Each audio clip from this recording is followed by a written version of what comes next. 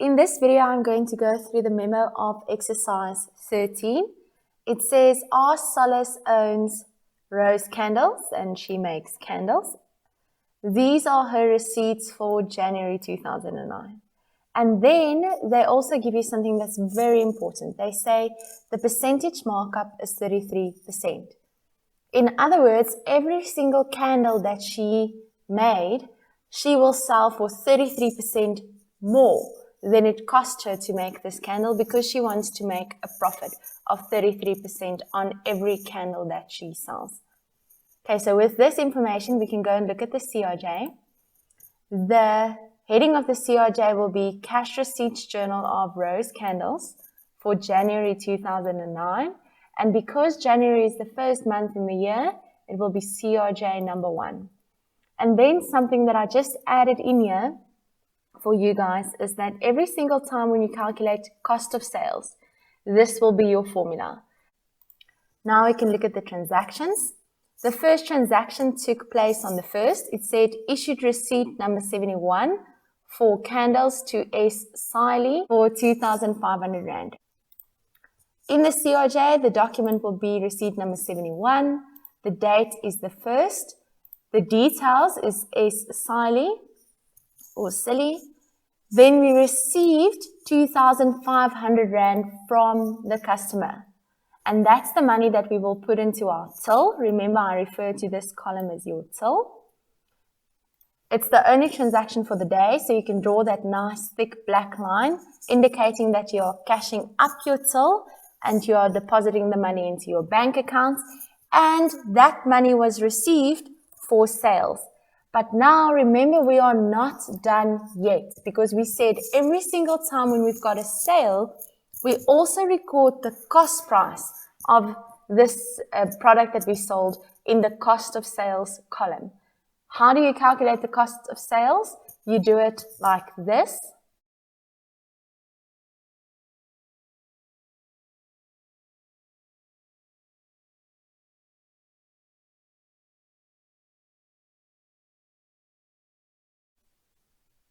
And therefore, you can take the amount that you've just calculated and write it there. Then the next transaction says we issued a receipt to F. Friend for wedding candles for 5,000 Rand and it's on the 2nd. So it's once again a receipt. The selling price is 5,000 Rand, but be careful. I hope you've noticed that this is not the only transaction on the 2nd.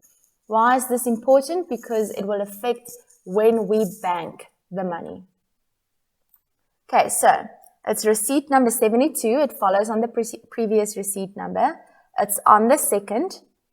The customer's name is F. Friend.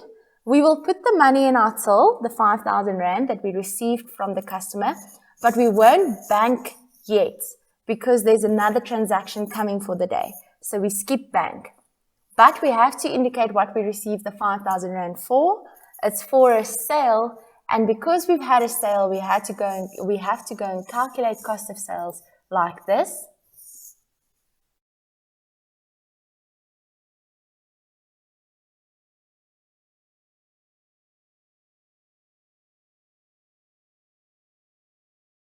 And then you write the value that you've calculated in the cost of sales column.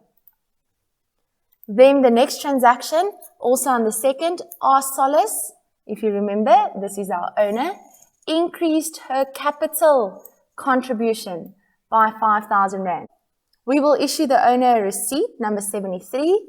You don't have to write the 2nd again because it's still on the same day. The money is received from our owner, R. Solace.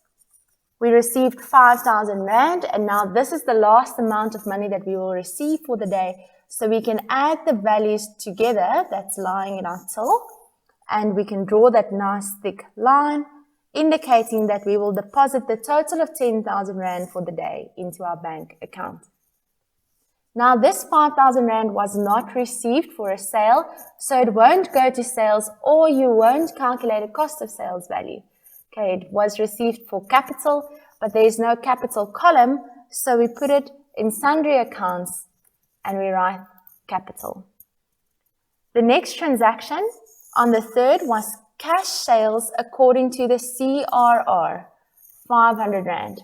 CRR is the cash register roll. Okay, so now we're just giving a customer a till slip, not a receipt. So we write CRR. It's on the 3rd. The details for cash sales is always sales. The value was for 500 Rand. It's the only transaction on the 3rd, so we can bank immediately. And the 500 Rand was for a sale. So we have to go and calculate our cost of sales by doing this.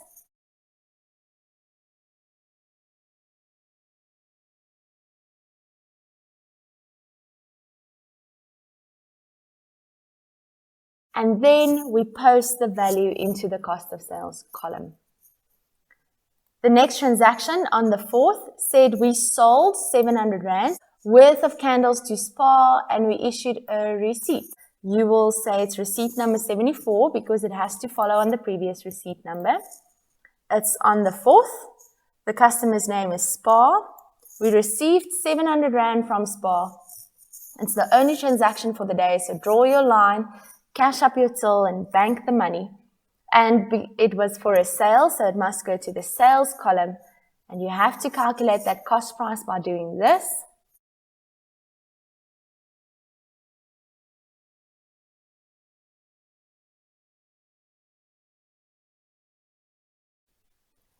And then you write your answer in the cost of sales column. Then the next transaction on the 5th, please notice that there are 2 transactions on the 5th. Okay, so the first one said we sold bath candles to the bubble shop, 600 Rand, and we issued a receipt. The receipt number will be number 75. It's on the 5th. The customer's name is the bubble shop. The selling price of the candles that we've sold is 600 Rand, but it's not the only transaction for the day, so we don't bank yet. We leave the money in the till until the end of the day. We have to indicate that it was a sale, and we have to go and calculate the cost price.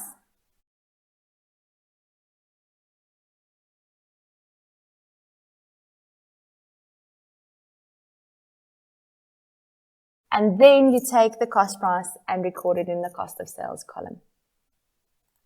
The next transaction for the day on the 5th said sold scented candles to Clicks for Valentine's Day and issued a receipt, 500 Rand.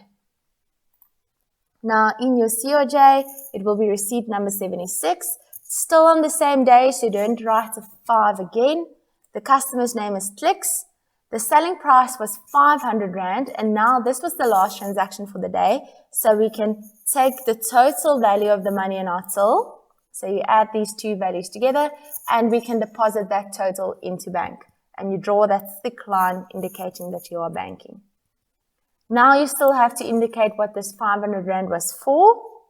It was for sales, and you would have noticed that on the 3rd we also had a sale of 500 Rand. And our markup percentage is the same throughout the whole month. Okay, so the cost of sales, you don't have to go and calculate that again. You can just say the cost price will again be 375 Rand and 94 cents. Then on the 18th, we issued a receipt to Flowers Galore for candles for 500 Rand. Okay, so the receipt number will be number 77. It's on the 18th. The customer's name is Flowers Galore. We have received 500 Rand from them, and it's the only transaction for the day, so we can bank immediately. And the 500 Rand was for a sale. Once again, we're selling products worth 500 Rand, like we did here and here. So the cost price will again be 375 Rand and 94 cents. Then on the 24th, we issued a receipt to SA Weddings for candles for 2,000 Rand. Okay, so another receipt, which will be receipt number 78. On the 24th to SA Weddings, we received 2,000 Rand from them. It's the only transaction for the day, so draw your line and put the money into your bank. It was a sale, so it goes to sales. And remember to calculate that cost price by doing this.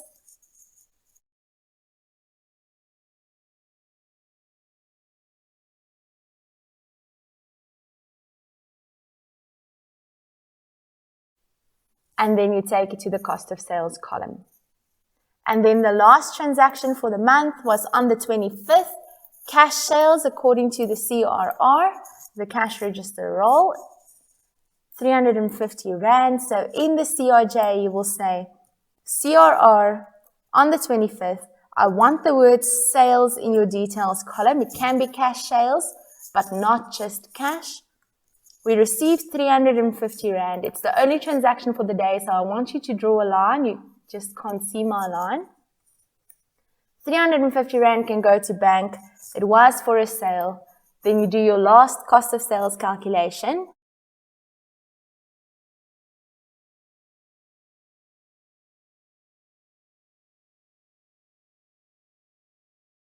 And you take the money to the cost of sales column.